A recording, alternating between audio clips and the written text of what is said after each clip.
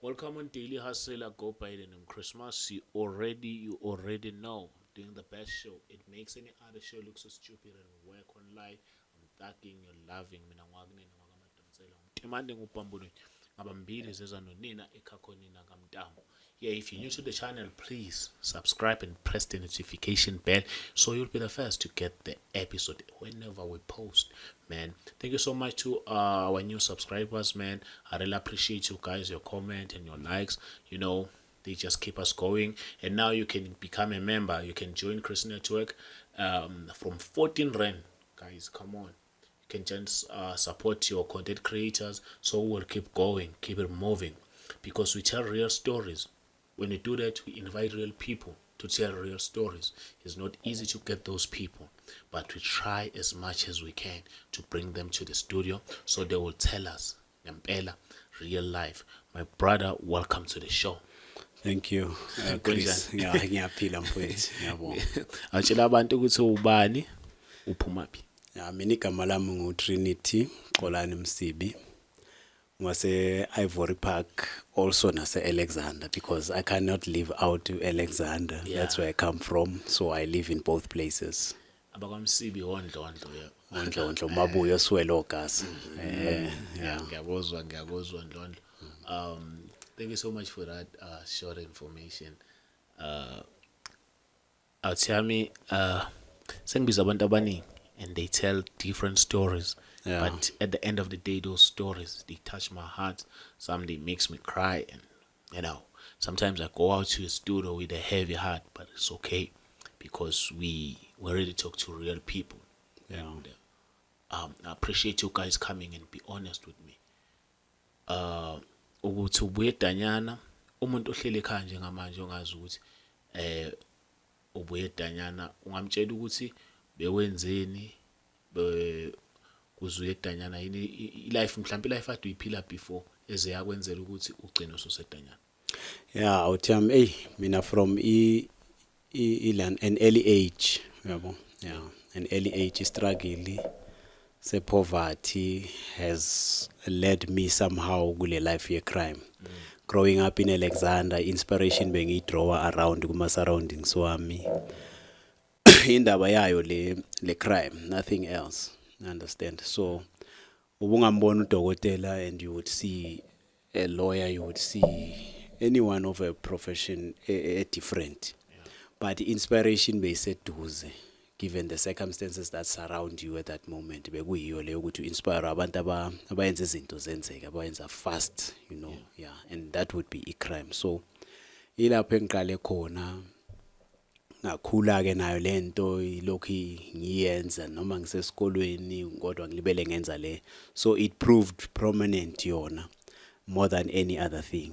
I understand. Umuntu osekhaya ufuna ukwazi ukuthi uma ukhula i-background ekhaya ubaba ne-time abelikhona.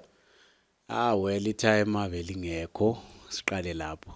I-already belikhona ngoba liyaphila, not necessarily ukuthi abe khona empilweni. You understand? Yeah, bekakhona, she was there as a mother, but ebephila impilo yakhe. She was like a neighbor. Yeah, even a neighbor was much better, but she was there just to see her. She's there, not even in the house at most times. So umakhulu isikhuliswa amaChris. Yeah, ugogo wami played a huge role. So kunabantu abaningi abangikhulisile because I have to go from this person ngiyokhuliswa ulo ngisuke kulo ngize kulo ngisuke kulo ngize kulo. So it was that type of a thing until mhlambe at an age yaboma 8 years. Then ke solidly ngahlala no gogo, yabona. Yeah, then ke ugogo na I had to work at some point ngasala ngi1. Ugogo wami bekanomntwana ongishiya mina nge2 years last born yakhe.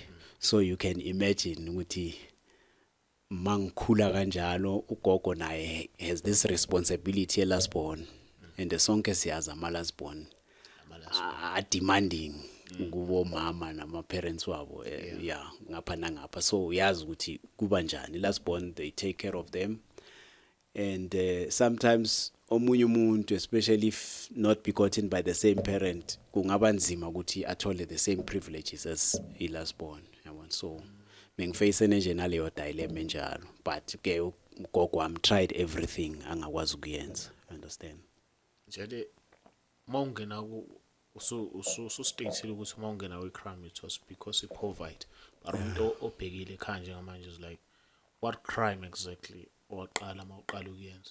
Okay, yazi mawuqala lento uyiqala kancane thina we stole chocolates ey'toro, you understand, not iy'toro lezi mhlampe zaselokishini. We would go angithi mawula Alexander na i-Sentin la na i-Bramley la na i-Balfour Park la, so besiya kulawo ma-supermarkets, you understand, siyoncinza lawo ma-chocolate lento iyakhula. Sasa ungena esabapini uyadlula mawuthi igarage yalapha ivuliwe, uyabona, nali i-toolbox sesiphethe le toolbox sitshontshile ebalungwini singena nayo elokishini enye nenye into e-Alexander ngaleso sikhathi enye nenye into ebuye emakhishini mawuyitshontshile bekuba easy ukuthi uyithengise wale hayi le ibuye esilungwini, uyabona, at the same time vele seyathengisa ukuthi nje ibuye esilungwini, it's a market on itself, uyabona.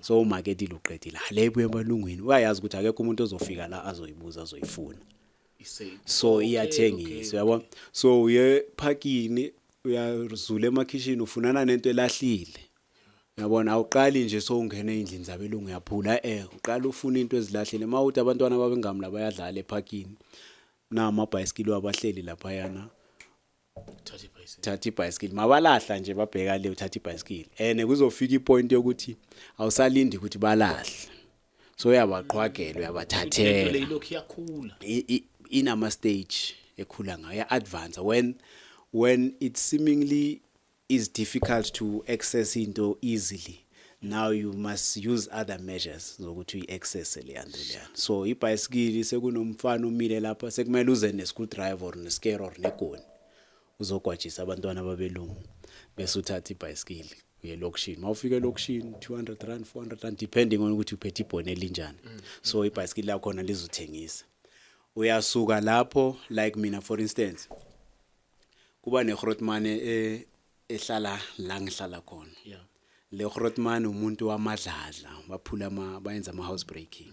So this guy says to me, when you would be an asset if yabo ngakurecruiter sivaye sonke ngoba anyway uyancinza, you understand, and it doesn't seem bizarre for mina ukuthi ngithi yes or no, you understand, it's just automatic ukuthi vele lo muntu lo ngizovana naye ngoba yena ukwazi ukwenza 1 2 3 ngihambisa ngekara jump ibonda futhi lesa sikhathi bekungasindaba zokujumpa amabonda bekukuvula igate ungene ngoba your remote controlled gates were not there at the time.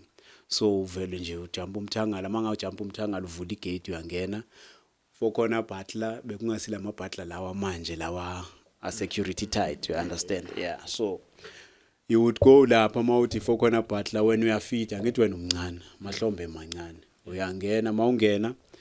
It was a phenomenon ukuthi abelungu babeka isikhiya emva komnyango kuneboard or on the side yomnyango, so mawungene ngewindow so uyazi ukuthi anyala ngidonsa lela board ebondeni ngifika ngibanika lona lapha efasteni bazotutsa yonke iminyango ngale ikhiya oyi-1 uzovuleka mawuvuleka kuyaqoqwa mina kuyathiwa gijima hamba sokuthatha endleleni.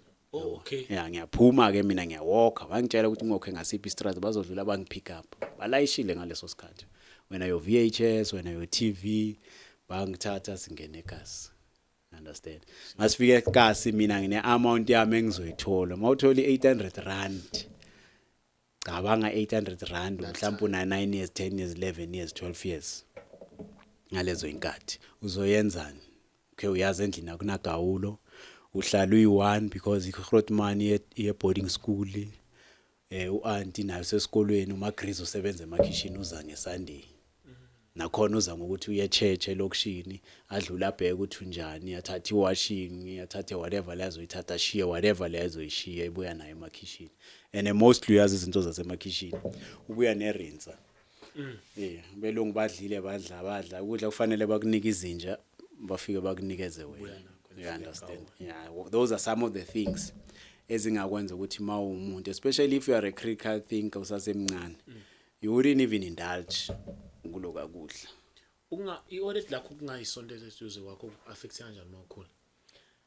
Akusinto engathi maybe i-affectile, but it had an impact of some sort ekuthenini you have a lot of questions ukuthi i-audit lam, because at some point labantu laba abangikhulisile abanye abadlala indima ekungikhuliseni, those are the people bengicabanga ukuthi no, maybe this one is my mother.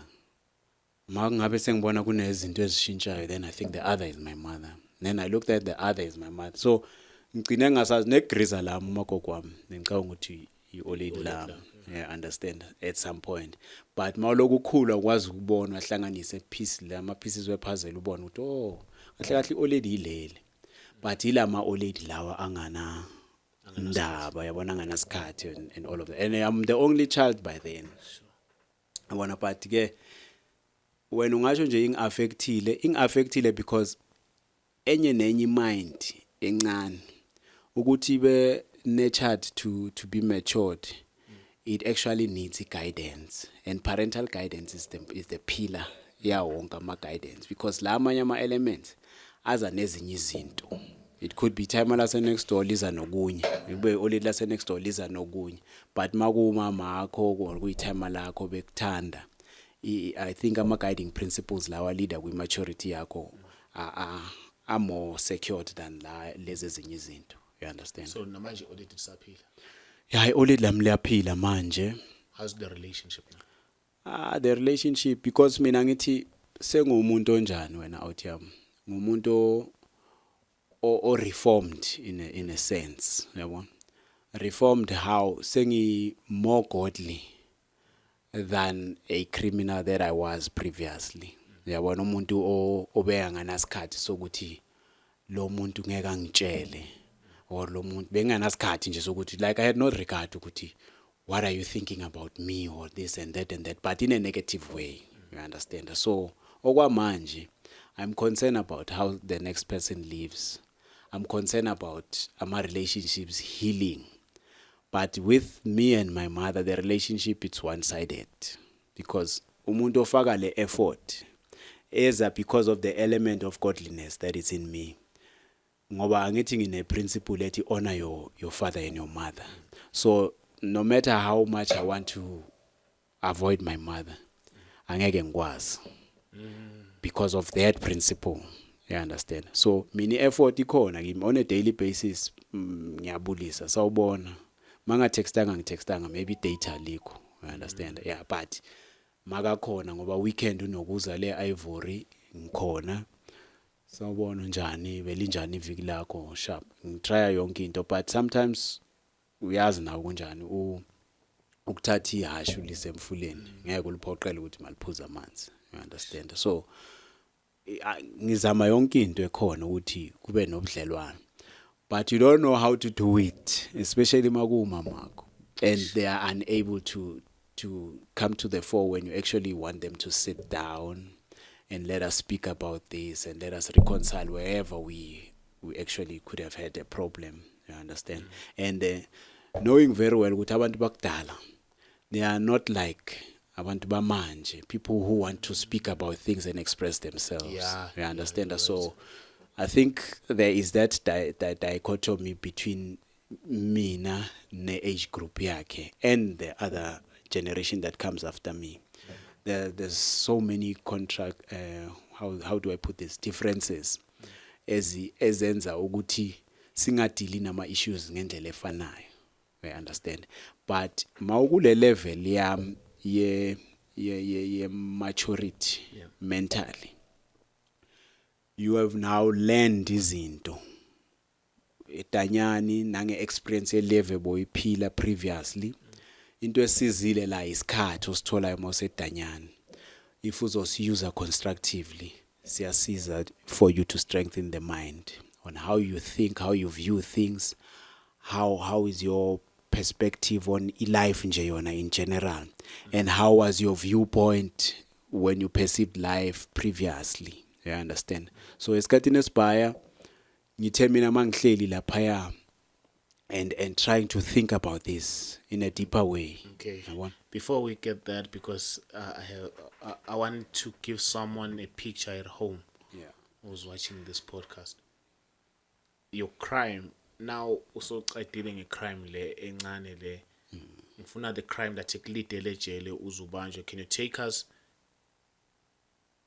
from the day uyavuka ekuseni uyokwenza this crime and uyabanjwa, then uya ejele uyagwetshwa? Can you just give someone the picture of what happened that fateful day? Okay, now ngalelo langa lelo ngizoya backwards kancane. Yeah, It was 2010. yeah. It was on the 6th of April, Mangbosh. Now let's reverse and then so that we can get to the 6th of April. Now on the 12th of March, I get involved in a car accident, and then I lose part of my fingers.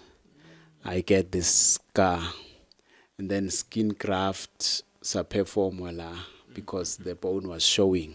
I understand. Now I'm hospitalized. The accident enzakala eKronstadt. Nakhona futhi besiya eCriming. So got involved in this terrible accident. And siyabantu siyi-3 emotweni. Kulimala mina ngiyi-1. And omunye uthola scratch la kulomunye, omunye akatholi any scratch. Fine, bayasuka lapho bayabaleka. Ngisala on the side of the road. But there was this Samaritan, I don't know this guy because he's a white guy. The accident. Yeah. Bakshiya. Yeah, the guys had to go because baphethe ama-firearm, izinto ezi-illegal. Nami was encouraged because ngi-regain i-conscious ngibanjwe omunye, was on his lap. Mangi-regain i-conscious ngibona ingamla. Ngithi hey man, why singathatheli le ngamla imoto? Uyabona? Thathela le ngamla imoto man, ngivayisene esibhedlela sivayeni man, sobona phambili. You understand? Now these guys, hey mfowethu, then ngilibele ngiyaphaphama ngiya, uyabo? Mangiphaphama into engiyikhuluma ukuthi lo ngamla niyameka ngichika labantu. Lo ngiyamtshela lo hey khiphi amagani lapha siwafake kwi-subwoofer. Khipha amagani lapha espeakeni. Uyabona? Fanele yokhipha amagani lapha espeakeni. Ngapha ngilibele ngithi asibambeni lengamla. Sikwazi ukuthi sizo understand. But out to a certain degree, maybe they are conscious yabo yaba, you understand? Yeah. This guy is not thinking straight. Yeah. You understand? So they had to take whatever they take, babaleke. And bangene kangeni. Bangishiya on the side of the road. But lengamla saying attendile. Yena lo muntu mina ngithi ngifuna hijack. Na today angiyazi mina lengamla. You understand? Uyong attendile, uyomela abantu be-ambulance, uyongifake phakathi kwe-ambulance, uyongishiye eKronstadt hospital. The very same person, mina, was thinking negative about him. I was thinking not even negative is not even a word to use. I was thinking like ukuthi lo fanele nje bengi-gruesome in my thoughts. Yabona, thinking ukuthi lo kahle kahle uyomele simthathele ini nani. I wanted to do anything engayenza ukuthi ngisuke lapha kuleya part. But ama-out asuka angishiya lapho, ingamla yangisiza. Ngaye esibhedlela. Nalapha zange yafika nje yathi lo muntu on the side of the road kubaleka abantu, it was a car accident, washiya wahamba. Uyabona? Not even his name was there because if igama lakhe belikhona bengizobe ngilibonile kuma document wasesibhedlela. So he went away or he went his way. Now nga-admitwa for a day in Kronstadt, seeing the severity of my injuries wam, then they decided no, this one has to be transported to Bloemfontein batila ngamathambo and everything like that. Understand? I was actually supposed to be amputated isandla sonke. I understand? But dealing with doctor before ba comments ngento zabe theater, the doctor asked me ukuthi I'm gonna try everything, but what do you prefer we should do? I understand? Ngathi mina, you can't leave me with a hand that doesn't even have tips zama fingers. Can you try and do anything that you can ukuthi at least kusale kube nemino? Uyabona? Ungasusa isandla sonke because now ithumb and is alive and it's working.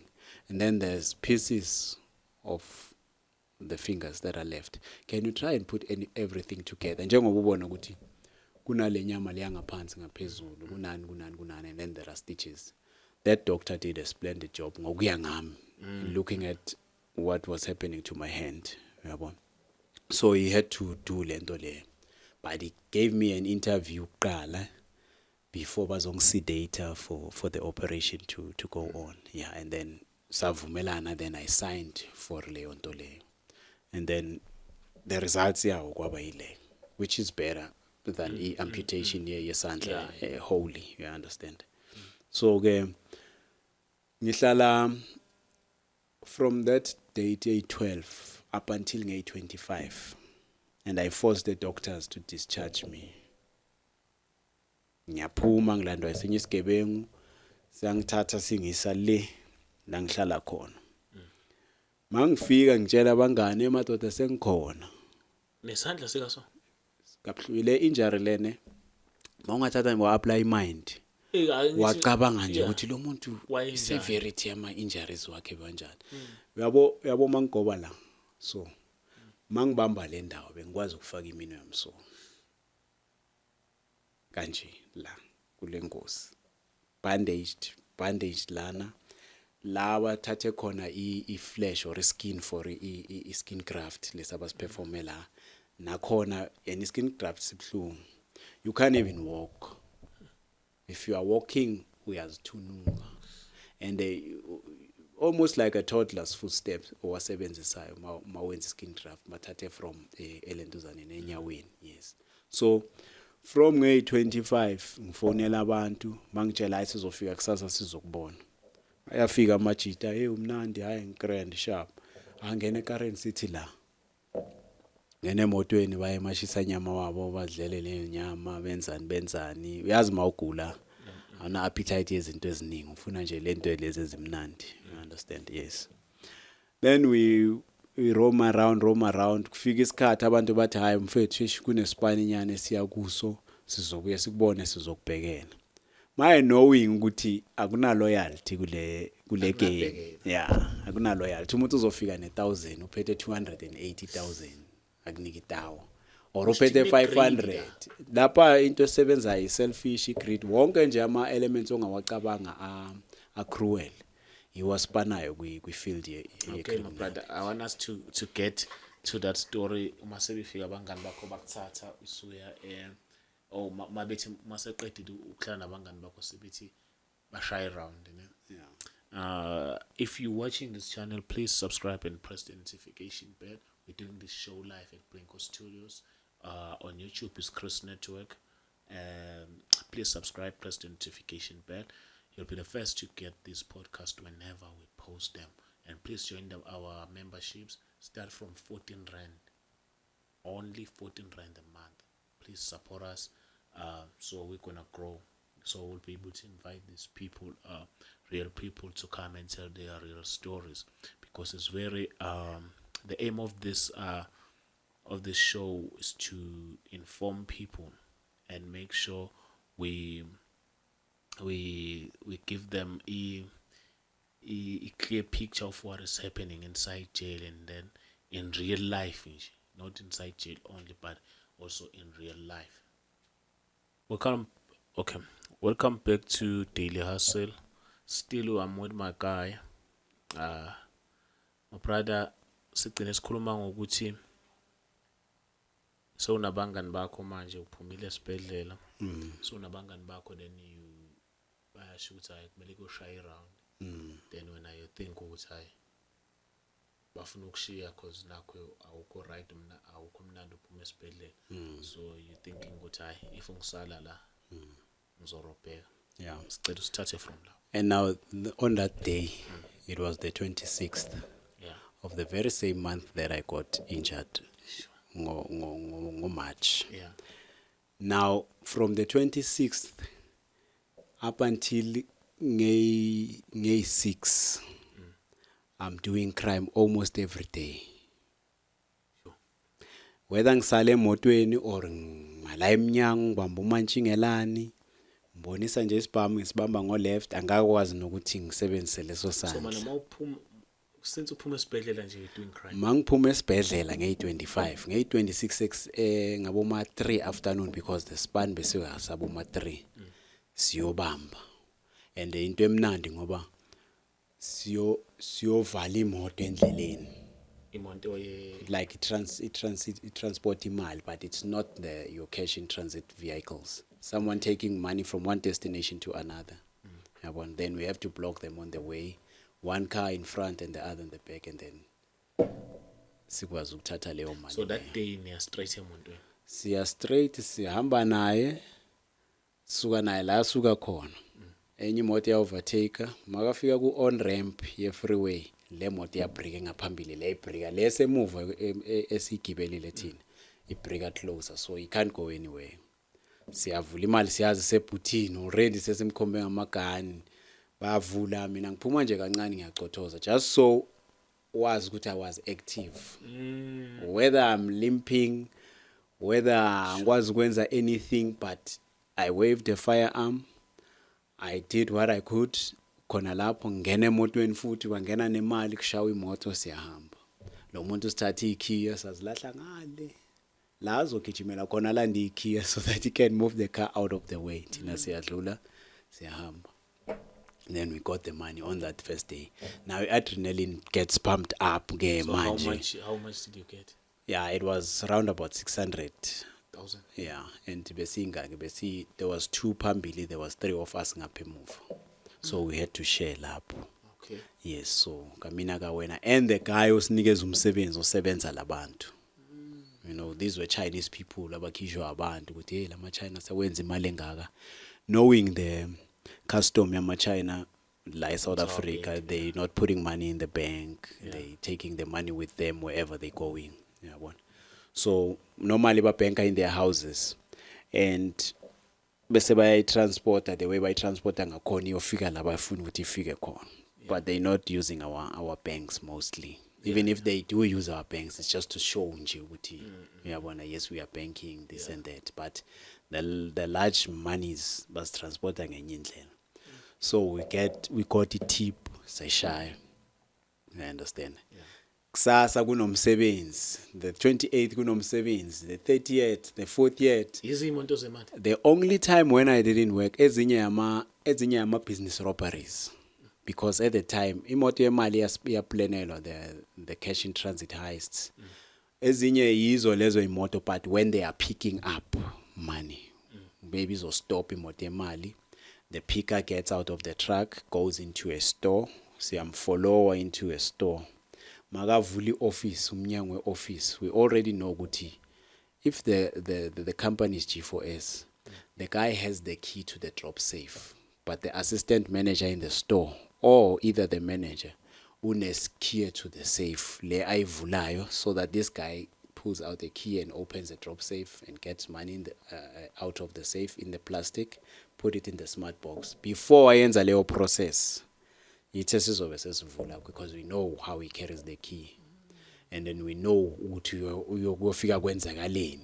Actually ispan sisinikwa uyu assistant manager, because uyasitshela ukuthi lo muntu uyaphika, uyaza manje ngabo ma 10 nikuphi, yabona. So something like that for me it would be easy, especially considering a state of health sam ngaleso sikhathi, you understand. So for me such jobs would be easy. Sometimes uzothiwa hayi sale ekareni, sometimes hayi bamba umantshingelane at the door, you understand, and the guy is at the door is only carrying a panic. All I've got to do is to wave a gun and tell him to get inside, and all the while ngiyawakhavara lama injuries on my head, so that they are not visible, because I'm easily identifiable when I'm actually exposing these injuries, you understand. Yes, so that's what would happen. Then bambe phume nalo lelo thini lo yamuntu simvalela lapha, sifake ne pepper spray lapha, abakhameka bonke. Imanager le ithole enye impama, kusho ukuthi olimele oshawe kakhulu kunalabo abantu bonke laba balapha yilo, so that kungabi clear ukuthi So nishalo keep inamba nami. yeah nakhona nje uyazi nje uyovurifya ukudlula wonke umuntu, you understand. But laba abanye hayi bathola izinto light. Abanye they would even get money, you just put money in their pocket while somebody else is watching, so that you deviate the cameras from the other party, ukuthi babheke lo instead of the main culprit. You understand? So akunaspan zi-rare iy'pani ezenzakala kungena finger ngaphakathi, kungena finger man. Yeah. So there's a middleman always and there's an inside person always. You understand? Whether a woman or a man. And then lezo ipani lezo. Ithe mazithi i6 zaka April. Remember I've been on this spree. Wonke lamalanga. Sometimes mali yaphuma. Sometimes ayiphumi ngobuningi like the other job where you could get 100 and sometimes you get 20,000. Sometimes you get 90. And obviously imali uyayithatha nikeza lo beka lo nikeza lo sebenza nikeza lo kanjalo. So mina normally what I would do with my money ngiyibeka endlini la ngihlala khona nginikeza umagriza wami. Yabona angibekele yona. So bokuhlala vele noma Grace? No ngihlala endlini yami eClayville. Ngihlala nomuntu. You understand? Yeah. Ngihlala nomuntu uyazi ama activities engiwayenzayo uphila ngawo kasebenza kenzi next. For akafundi nesikolo for that matter. Even though I was encouraging, hey mfethu uzamenyana, go to a call center, go study this, go do that, go to a management course or something. But uyazi ke abantu umuntu makangafuni into wena umkhoyesa ukuthi ayenze, it's you know it's a different story altogether. So lifestyle yakho at that time unezindlu top lokho ukuthi ngina 6 cars engizowna engizithengile. Akuna le ewili imoto naye yami futhi lesilimele ngayo. You understand? Ngina 6 cars, inezindlu evelcome nginezindlu ezi2 emakitchen. Inendlu eyi1 elokishini. I-intention ukuthi wonke lamadlala lawo ngizowenza indawo zokurenta. You understand? So that ngizokwenza income ngazo. Ngine flat eOrendalsras. Nginendlu eClayville, nginendlu eCenturion mawufika ngapha. So life before the accident was smooth. Iglitch iqala mangitholi accident. But mawulimele, don't you think ukuthi waba mhlambe ne-anger ukuthi ulimele? What propelled me ukuthi ngingastophi, it's because I knew that I can do this.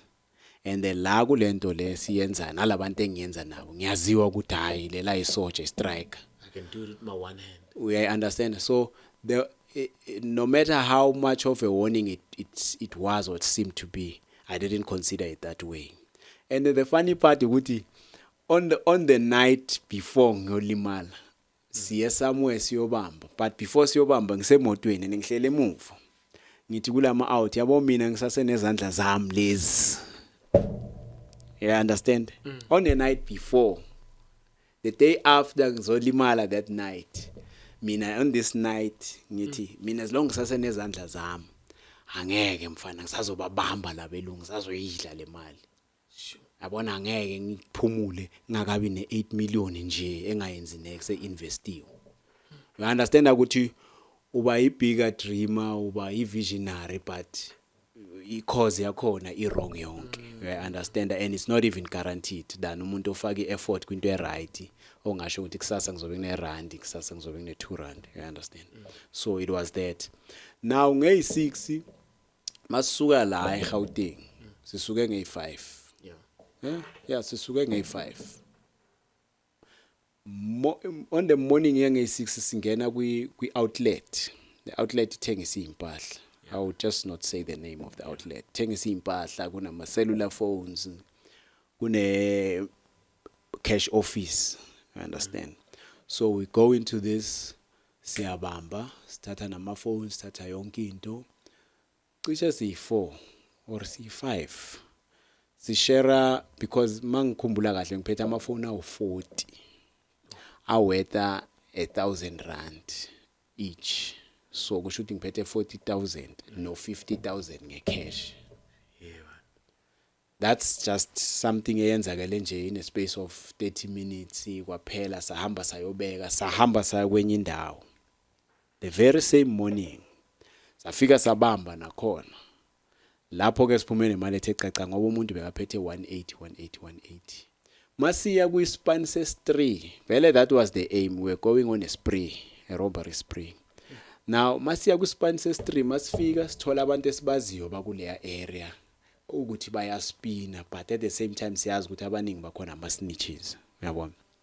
hla naba laba wayindisi laba laba mabangasibona la plus mabangabona mina nenye impintshi yami uyabona ngizothi uma-other just nje uku-avoid naming people mabangabona mina noma-other obvious bazowazi ukuthi hayi laba bazohlafuna lento yala you understand so hayi bafethu labantu laba sisipaceni bangakasiboni yabona same time siyaspace singena phakathi kwekara sibange ikara eziyi-2 A1 it's a stolen actually it comes from the house robbery you understand and then this other car is straight umuntu walapha evelcom esidila naye masilapha uyositransportayo masilapha ya kuleya area because nemoto ezi-straight mara sisipana naye now we go to this part esingaplananga nokuya kuyo we didn't even plan about that job we just know oh it's a Tuesday it's a long weekend here Good Friday man they must be dropping money lapha kuleya ndawo lapha you remember we just spoke nje kanjani yabona it wasn't something that was properly organized or arranged in some manner but it was just something nje then say let's just go via that place now when we go via the place na imali nge-G4S vele lapha abaphathi nama smart box baphatha ama bags isaka uyabona ele particular bank where is standard or FNB but baphatha ama bags and the area is populated by amabhunu ama-Afrikaners so normally abantu bakhona they prefer going to the post office to get money or put in money rather than going to the bank so we know all of this but we were never intending to actually rob that at that on that day specifically but we had known oh there's this job we need to look at it now thorough and then we hit it but now because we are with other people esibazi ukuthi hayi lezi striker abayi2 then ngithi hayi ntsha masiphethe laba velayo sizoyibamba understand then we go there sifike endaweni indawo ithulile nali iveni nayi iphika iphethe amabheka ayi2 hamba ngathi uphethe ama-sweet you understand then he goes and he drops off kwi-post office now the setup yalapha injani i-post office le ngaphakathi kwe-supermarket you understand then next door kune-bottle store now the bottle store has got this big window that allows them to see on this other side you understand now I don't know how Tina singayiboni but we know of the window but because it's now more darker it's dimmed in a sense you understand that so you can't really take cognizance yale yanto ubusy kwi-activity ethile now the supermarket is this big and right at the end at the corner end it's a post office inside the supermarket so masingena there's a long queue abantu abamhlophe nje bayofuna imali abanye bayothatha imali you understand so qale la kule line bangenile bashutela phambili ama-out ngingenile ngabona ukuthi ayisefo sivuliwe nali isaka lemali lila ebafethi nayi inyuku thathani le nyuku ngiyaphuma mangiphuma ngiqala la kule line mina ngumuntu othanda ukufocus ngithanda i-time piece ngenhliziyo yami yonke if you want to buy me a gift ngithengela i-time piece uqedile you understand yes and then ngiyabheka la elayinini jewelry into zami lezi engizazi ukuthi these ones they don't count kulabantu engihamba nawo this is my thing but you see when I say there's a lot of greed yeah there's greed because there's so much money there but still there is so much money there mangizokutshela ifigure ebayikhiphe court bakhipha 2.1 million yangalelo langa lele bathi yathathwa lapha yaphinde yabuyiselwa futhi ngiyaqokelela la ngiyabasesha wena ukhuluma ngama-chain ngiyabasesha laba ngi-one handed ngiphethe iplastic umuntu uyazikhumulela uyazifakela eplastikini mina ngiphethe iplastic bonke balala phansi ungangibheki akekho ngibona ukuthi lo muntu ufake ibandage ngifake nekepisi vele ngilisondezele ukuthi livale yonke le yanto akekho umuntu obona ukuthi ngibhandisha isandla because ngisikhavile yabo ngendwangu so you don't see nakhona kaningi sila yabo ngathi ngiphethe enye gun futhi so wonke umuntu ufaka into ofaka uyafaka nama ring ama-wedding ring abantu abathatha ama-vows wabo sebawalahlela eplastikini ngoba apparently sekufika igebengu then we go towards the door kunomuntu omile sihamba naye omela emnyango uthi abukhata. In fact akade nokuthi abukhata uthi ukhata because ubona one marked vehicle one guy ukhata umlungu uthi ukhata and ngathuza ngayi utshela mina laba bale phela babhizi kune safe ezithu esi1 sila just nje after the counter nasi safe esinye singale. Understand, there's lots of money. Laba badiza wazi phela bayathupela nokuthupela botsotsi bayafihla bayapaka laba paka kule ikhwama sifanele siphume. Mina sengitshela bona ngithi hey Majid ngoba lo kengena phoma ekushubile ngithi awume wena yabo sengitshela bona ngithi emergency kuntswembu mara yabona shayelani phansi lo muntu uyi1 yabo same time ngitshela lo ngithi ndoda ngizwe this happens quick yabona mawu explain awe in narration somehow it seems hayi man lento yenzeke kanjani you get a lot of questions but this happens very quick. Ngiyamtshela lo ndoda lo muntu ngiyakuye yabona ngibeka igani la semnyango kunendawo nyana nje ngazi ibhini or insimbi or whatever but ngibeka igani la ngithi ngiyakuye makangitapa uzongisesha and when he goes through me uzoyenza ukuthi ngibhekele and wena ngalesikhathi abhizi nami lo muntu igani noma ngayibamba uzoyibamba ngesandla esi1 or either ngeke ayibambe uzobhiza session when uyamhlaba yambulala just nje ukumhlaba it would depend on ukuthi yena uzo-acta kanjani but ukumhlaba would only mean ukuthi umkhomba ngegani uyamdisarma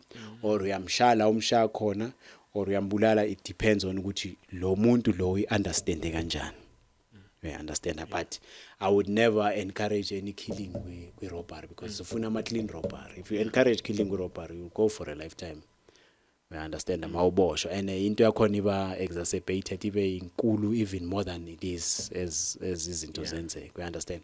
So on that day when I go out to that guy lo muntu uyafika uyangisesha grand then way ngimtshele ngakhona just lo uhlakaniphile ungisesha kanje igani uyibambile yabo ngishaya ngerough set libe liyabheka la eminyango lesikhathi esasesha lo yasekathuse wonke lo yamuntu engithe akami.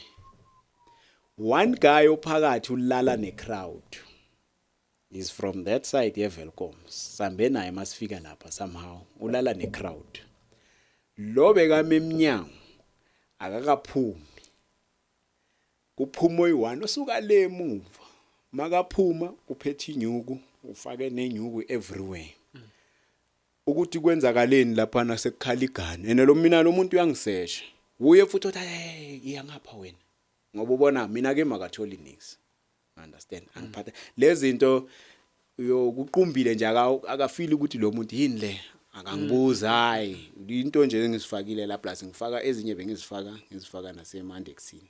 Understand ngizifaka phakathi kwejini but iplastic lela belinezinto ngilishiye lapha because benge ngiphume beyizoba obvious ngishiye lapha negani lo wasemnyango maqedwe ukuphuma lo uyaphuma kaphuma lo ukhala igani makukhala igani lo yamuntu uyawa ene mina ngikutsiswa yilo khata ngeven uthi balekela ngapha uyabona wena ngifuna ngawo yabo lala yabo utshela ukuthi yena uprotector ini i-civilian le right kanti hayi uprotect ezinye seyigebengu ugazi seka drop phansi imali igcwala yonke indawo ugazi seka dubulekile about 4 shots mina nokuthi ama shot aqhamukaphi ngibone sengiphakama sengiyalenga sestradini and I can't run.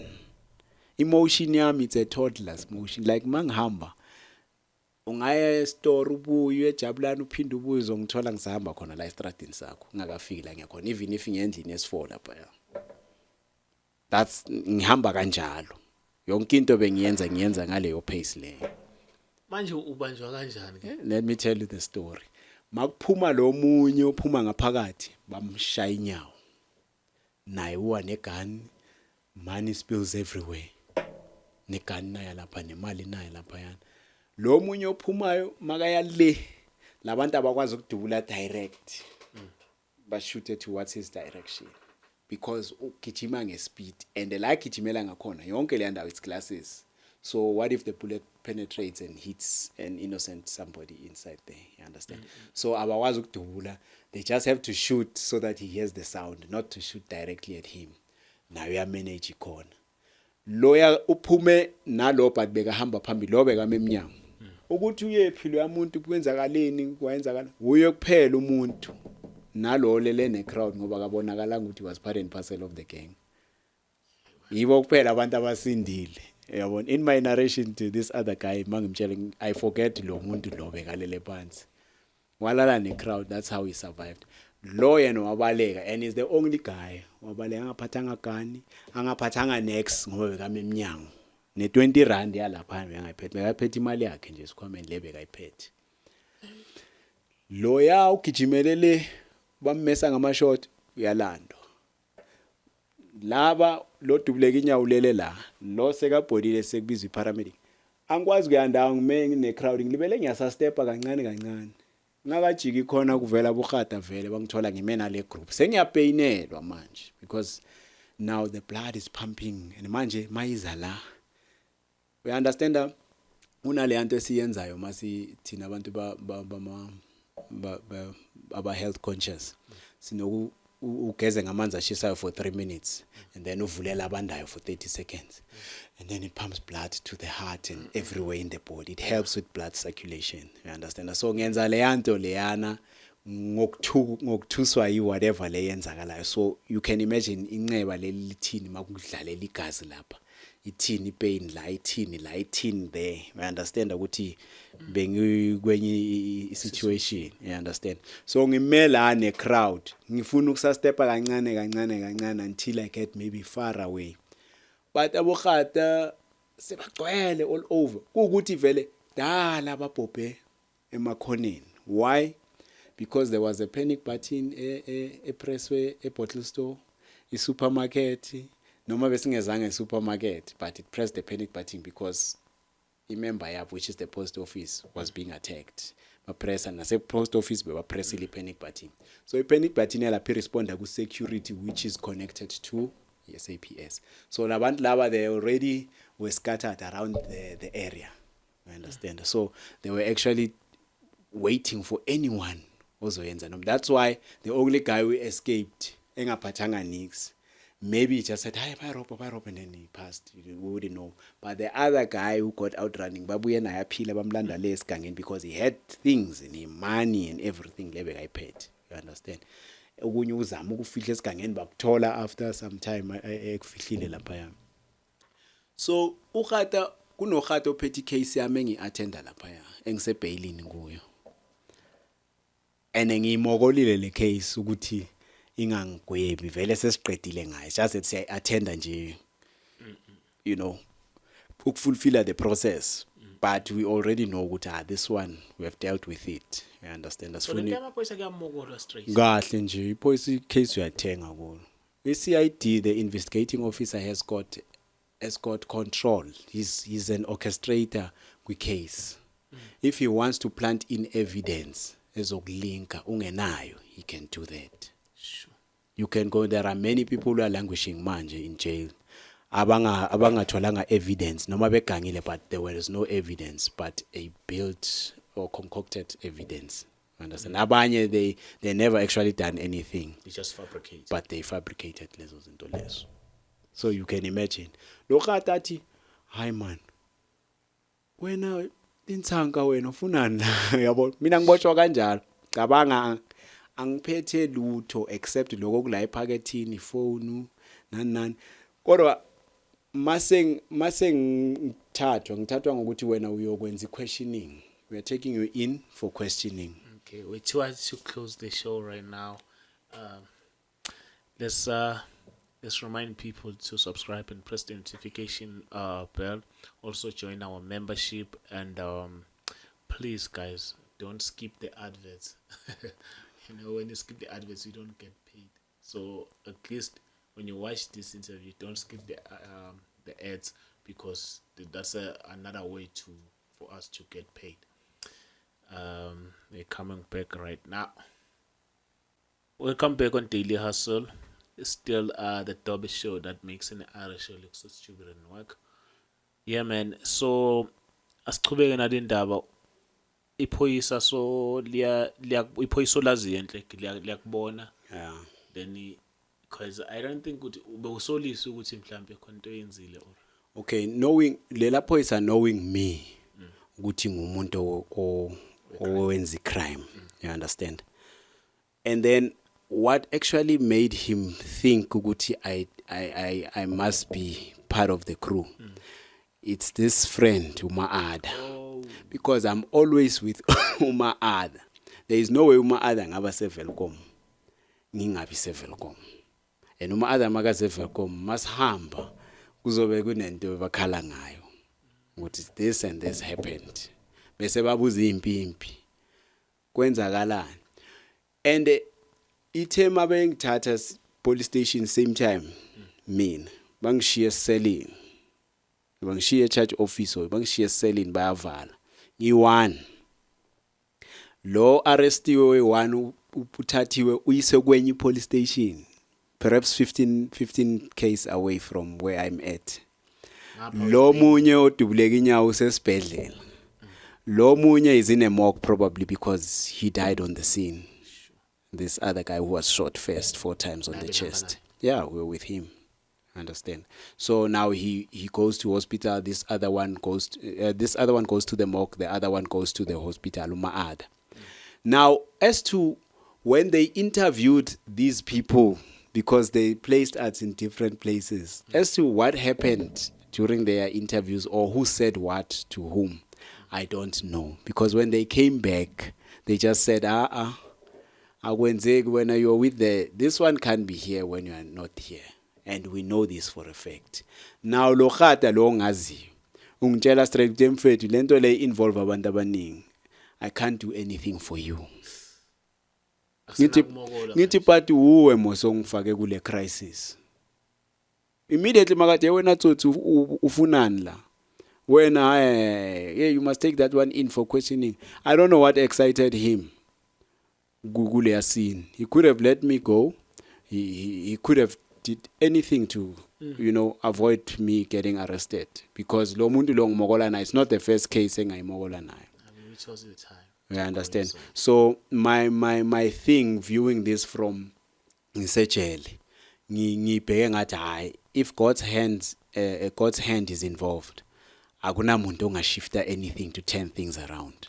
You understand? So I believed ukuthi this was my Damascus experience, like your Saul being converted to being Paul, one a Damascus experience, yeah, and then he becomes converted to being a Christian or to be a godly man, so to speak.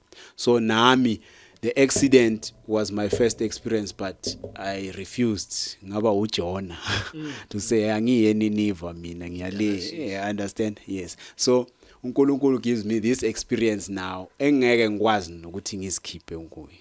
You understand? Then ngisejele si attend the case yakona si attend about 22 months. And esengihamba ama robberies ayingaki because there were links 14. Lawa mama lokho bangi exonerate ku exonerated lawa manye acishe 9. Yeah, I9. Kusala 5. Le 5 by centralized. 14 cases. All were separated, by the way. Ngihamba le court fika kudrojo le yakufika, and kule 9 ngenza self representation e court. But ke ngitholi advise lo muntu lo lawyer because angeke akwazi ukumelana nalama case. You understand? Then nayo lokuya ngoba ama links akusiza into ezibambekayo. During the period ye 22 months lama case lawana wonke lawa i9 adropiwe. Usala 5 bayawa centralize. Lawa i5 I include house robbery, business robbery, cash in transit heist, and this cash heist le failile lesibanjwa kuyo. Yeah. You understand? And even one of the cases ile ya 16 le outlet ya 16, so it is included nakhona lapho. You understand? Sure. Whereas they didn't actually find anyone at the scene of crime, but they linked it to us. I understand. So ama links were the thing. Amaphoyisa ayisebenzisayo to build a case. And then bese bazosebenzisa identity parade. Ayikho ne identity parade eyi1 yang identify. Sure. But by virtue of me knowing this guy, Uma Ada, then I'm linked somehow. Now whatever that was spoken during my interviews separately, because omunye nomunye bam interview ayi1. I understand. So somebody said something that wasn't supposed to be said. You understand? Because judging by the things or judging by my situation, my injuries and everything like that, a person could tell, no, this guy couldn't commit a crime, especially that dangerous. How would he be active when he's injured like this in a crime? You understand? So they for me, it somehow was more confusing. So even for them, it was puzzling because they would come. Were you there? How did you understand? They would question me, isn't just finalists. Now, you just know somehow, Mo is giving with the eye, man. Kono Brenda Fasila. Kono Kulila. You understand? So that was the thing. Well, fast forward, courting, attended 22 months. Ama case centralized, we athathwa iswe high court. High court is Bloemfontein. Bloemfontein iti because they are cluttered by many cases. Let them make a second court, but it's also a high court, a Virginia, where they will bring a judge and this case will be dealt with lab. Then we got sentenced. Initially, bengithole 62. Achuzwa amathole 90 something. Oqala 90 something. The second one lagoma 72. See 3 boxing. 2 people survived with crime. 1 died. Then we got sentenced. Ngiyahamba ngiya Bloemfontein. Grootfontein. Now Grootfontein uhlala only a week if you are a maximum sentenced prisoner. And then you go to this private prison where Utabo Bester is currently incarcerated. Mangaung private prison. You go there. Now, mawufike Mangaung, umuntu la maningena onibona maningena. Magakutshela, makanibingelela uthi welcome to hell. Sure. Now, you've been hearing stories about this private prison. How gruesome it is, how the activities there, how the rehabilitation is so vague and weak and everything of that sort. You understand? So you just caught up nje kule confusion, like, hey, so sengila. You understand? That's a welcome to hell. But here's the thing. Mangene police station, the minute babuya bat bazongicharge. Mabaqeda ukungicharge, I kneel down.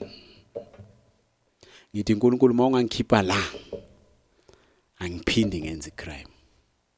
Guess how much how much time God took to take me out of prison since from that day, 12 years. But the vow I took, ngithathe nge-first day, and I mean I've been expect ukuphuma whether by bail or exonerate a case or whatever the case might be. But I was expecting to go outside immediately. Or especially during the course of that time. Yeah. I understand, maybe in less than a year or a year's time or whatever time. But after the trial is done and dealt with, I wanted to be exonerated. But God took his time by applying 12 years because I needed that much. Today. Give someone a picture now. So your first day, so you understand that so gogi. I'm here to stay for. Well, it wasn't my first sentence. It wasn't my first maximum sentence. Remember, anginayo enye life ngaphandle kwe life crime. I served a 15-year jail term. I appealed. They reduced it to 13. Ngaphuma ngaya ngaphandle ngaqhubeka necrime. Bese ngigraduateile sengenza izinto ezingcono. You understand? So it's so story. It's big. It's bigger than me and you are talking about it now. Yeah. You understand? If we have much time, we'd speak about the other elements of it. Yeah. So uma ufika vele sewujwayele impilo yasejele. Mangena. Yeah. 60 years ne? Banginika 62. 62 years. Yes. Vele sewujwayele impilo yasejele. Not necessarily, because la ngiyakhona, I've never been to those kind of prisons. Awuga umuntu osekhaya othena hayi nawo zenza iclevanyana la i-pictures yakulelo jele kwenzakalani mawungena lapha the first thing ongena uyenze uyakhumula. You think you're stripping clothes, you're actually being stripped of your dignity. As a man, you cannot strip in front of another man or a boy who's younger than you, and you strip and then you do squats for them to see that you haven't inserted anything in your anal. So you do squats, you also bend over and you spread your bum cheeks so that somebody can look at that. And then they set your clothes and then you go into a shower. But this is not done by prisoners as in other prisons. This is a private prison. They give you a detergent of some sort that kills germs and stuff. You use it for the shower. Then you get out, you are given new clothes. Then you are gqoka. And then now you are sitting down, you are being admitted. And no one is begging you. No one knows you are cares naistradin or party gun or robayo who's got 5 cars or who does this with who. There they don't know you. There they are to take care of a prisoner, and that's what they do. Now, i-harshness abayi-administayo laphayana, it's much severe than a correctional service. Maungena uyangena usejele. The difficult part uphuma because it takes time, understand. But in a private prison, when you enter, you can feel that I'm entering a foreign place, understand. Maungena uphumele so hospital uyahlala bak-administer yonke into efunakala hospital, your health, they test your blood, they test you of all these other illnesses so that they allocate you to a block at Tile if you HIV positive, you got TB, this and that and that and that, and all other illnesses. They actually check that. And then you are sent to wherever you need to go. Then the next morning, we go on induction, something that I heard for the first time. Induction. Then you roam around the prison, they show you this is this is that, this is that, this is that. But all that they show you is on paper. Practically, you just sit and get locked up for 23 hours. Uzozuyongena kwi-skill sokwenza mhlambe something after 3 years. You've been in that place. So before 3 years Uhleli nje, you are languishing and roaming around like a psychopath or a robot. The prison, that Mangaung prison can turn you into something that you've never been, an animal. But it depends on your mental strength and your divine source, as Beskuluma before the shoot. That when you're a human being, you need divine source or depend on you. So imagine you are phahla, awukwazi ukuphahla because ushoda ngento ethile. And you are praying, and manje strength asikho, that you have to kneel down and pray. Ngapha maybe umuntu self-willed, you want to ignite to self akusize. You understand? Ngaleso sikhathi aka-igniteki because of the stresses that you got or that you carry at that particular time. So ngisentensiwe ngihlala lapha for 3 years. All I can do for mina equip mental strength. You go to church, you pray, you read, and what you read, you choose, you select what you read. Just like your body, what you feed, they say you what you eat. As much as reading it is, you what you're reading. You understand? So it's up to you to feed that in ingqondo yakho, so that it takes you to a level le ocabanga ukuthi ufuna ukuba kuyo. And it might get you ngale. Why? We understand. Sure. So mina reform for mina started at the police station when I knelt and said God, because I knew God before I went to prison. Because ngamasabat njalo mazithi Friday evening ifoni yavalwa angiye around in Sabbath evening ngivula ifoni. I was observing the Sabbath for the entire day, but ke bengifuse izinto eziyi-2. You understand? Yes. So layer fusion, you fuse a wrong ne right. It actually what hindered the progress, yeah, any of the 2. Understand? But when I was in prison, I just turned my challenging at no. Mindset has to change. And I need to focus on what is right. Okay, what is right for omunye umuntu might be something dumb for omunye. Yeah. But it was right for me to change and be a godly man. You understand? Then I resorted to equipping myself of lezo zinto. I didn't have a privilege to get educated because benganamali. Yeah. But when a scholar lesi sinye lesi besingivilaphisa, I would do your end courses, mangifika kulamanye amadanyana, lama end courses are equivalent to abo metric nan. But that's where I would end. And then okunye bengithatha incwadi mangifuna ukufunda nge-psychology, ngithathe i-author, ngithathe incwadi yasesikolweni ye-psychology, ngiyabheka ukuthi yini ngiyahlanganisa. manje ke bekuwes ngoba kunamafoni ama-smartphones. Then I also delved into the space se-knowledge esithola kulama-phones. But do you think ukuthi ijele liyakwakha ezungaphakathi? Na ijele depends on a person because ngaphakathi akunanto ezokwenza ezokusiza nge-rehabilitation ongayithola ejele. Every program that you do ejele ayikusizi nganix. Uthi ngwenza le example bangathi you attend a program ye life skill 5 days bathumela ibhantinti lizokutshela wena nge life skill. You understand? For 5 days lo muntu ukwazi ukumnika i-R10 akubhale ukuthi uattendile for 5 days. That's their programs rehabilitation. Sexual offender program SOP 5 days ibhantinti lihamba nephoyisa mawungabathengela i-cold drink bakubhala bakusayinise because these are things that are required mawuhlala phansi ne-parole board. Uthi uyenzile le depending on your case. Njengami economic crime, there's a program called economic crime. Yeah. There's a program, what's that thing called? Yama robbery and stuff. You attend that. If there was a murder in your case, whether you killed the person or the police killed the person, it doesn't matter. Yeah. You go through a program that's related to that. Then it is entirely up to you, Guti, whatever was kickstarted by this rubbish, I'm sorry to say, but by this rubbish, you deal with it. You go, okay, kunento so. Try life skill. How do I empower myself? And then these things are more like igniting things. You know, they ignite what you have inside, what you would do with the knowledge that you get. But HL, it's a self-rehabilitation place. It's not a rehabilitation where somebody institutes that, like, or a government or this and that. The government actually doesn't worry. The government negates its duties when it's supposed to fulfill indaba you rehabilitate ama inmates. It's like it's not their problem. That is why we get your recidivism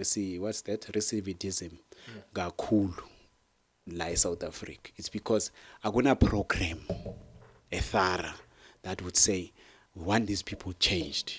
We want these people going to school. On paper, there's everything, including breakfast, lunch, supper, your school and everything on paper. But practically when you are inside, it's up to you whether you want to do it or not.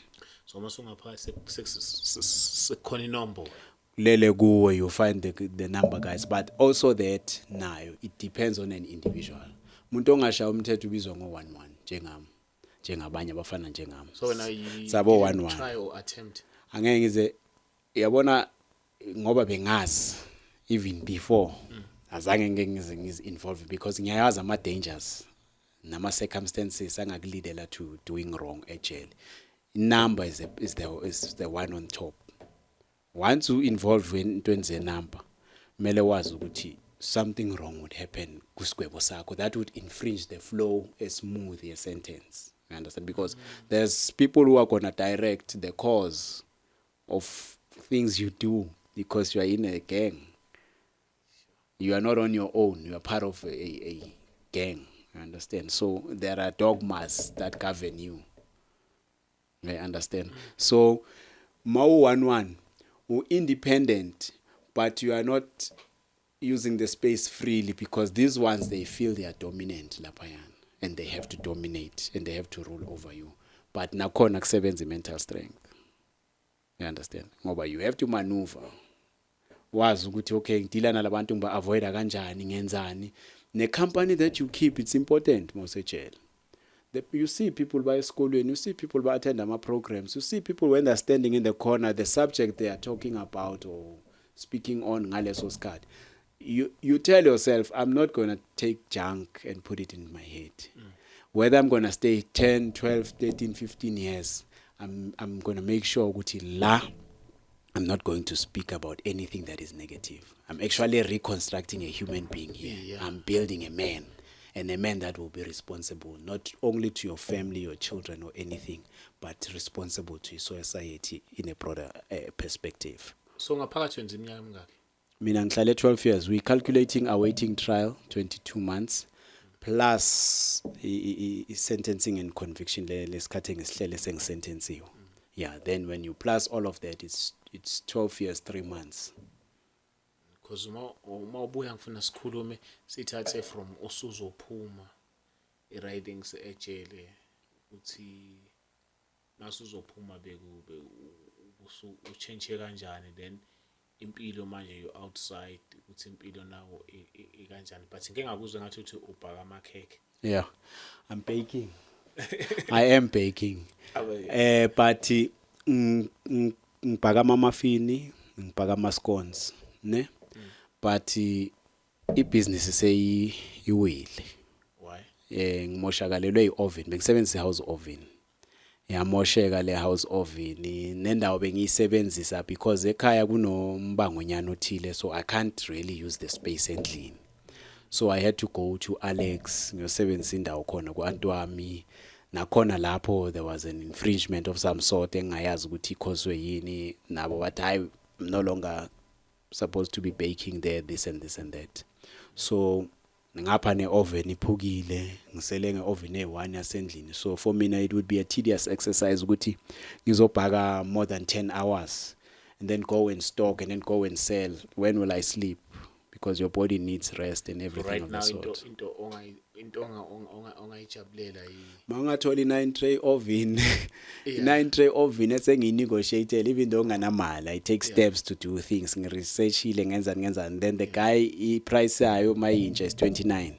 Wathi kimi hayi, even if you can bring 24, you understand, ngakunikeza le 9 tray oven which will bake lamakhekhe quantity engiyithengisa izoyenza nge-hour. Ngihambe ngisebenzise 2 hours to stock, so which means yonke le yanto yami yokuthengisa ngathatha 3 hours in a day. I have much time to do other things. Ngizothatha isikhathi se3 hours ukusela, which means it's 6 hours all in all, and then the other time spare for mina to add enye value futhi life. No, siyacela ma ukuthi khona obhekile njengamanje le video asazi mhlawumbe khona abantu abanamandla mfethu, mara anything bafethu umuntu afuna ukuyiposta just to help, because it will be useless ukuthi sibiza abafowethu bafike bakhuluma istory, then at the end of the day ayikho nje nanento abancedakala ngayo. I can see ukuthi bayancedakala ngokukhuluma, but if benze izinto ezikanje and befuna ukuthi bakhule nabo, if kukhona umuntu obona ukuthi you know what, I can do something, even your 10 rand or 20 rand or what uyosiza ukuthi uphoste esivivaneni sibone ukuthi wenza kanjani, naye abe nestofu abheke aqhubeke ne-life, senze sure ukuthi akasabuyeli kwi-crime, uhlala nathi emphakathini, because the aim ukuthi abantu bashintshe, nanokuthi masibaletha la sifuna abafundise wena mawusekhaya ubone ukuthi i-crime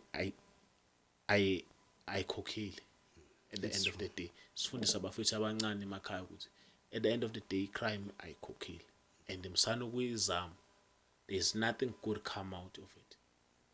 So my brother, thank you so much for your time and to come to your show. Elakho lokugcina. Yeah, mina elami lokugcina still ukucela, you understand, ukuthi even if there are talks ekufanele ngizenze negroup ethile, it could be business people, it could be abantwana besikole, it could be our youth, I'm able to do that, to speak nabantu, you understand, because I've done public speaking and I think ngiyakwazi ukukhuluma, yabona, and guide abantu, especially from experience. Yes, so if ukhona umuntu ongathi hayi come and speak, will give you this or so much, I would gladly do that. Amanamba akho siwafaka escreen. Wafake mfethu unawo ngithi? Yeah, so wafaka iyo la ngithi. Wafake womabili. Yeah. Okay, yeah, so wafaka la screen to abafuna ukucontact yakho, ngiyakubona ku social media, ngathi awuyithandi. Hayi ngikhona yazi, khona la ko TikTok, ko what's that, Twitter, Facebook, I'm there. Ubani? Go Facebook ngibhaleni vele Facebook eyazi ngiyakhona. Okay fine, go TikTok nguKezna 3. Yeah, and then go Twitter ngulentos sebayibiza uX manje, nguXcon 2. Okay, go Twitter. Yeah, Facebook ngibhalwe Xolani Msibi. Okay, but there was a misspelling in the gama laka Kezna Xolani Msibi. If you try to search it like that, then uzongibona lapho. you so much, my brother. Thank you so much. This is the best show that makes any other show look so stupid and annoying. Thank you so much to my boy Banele. I don't have James today, man. He was sleeping. Oh, bro, you came so early. Thank you so much to Blinko, man. We really appreciate the time as well as the studio. We out.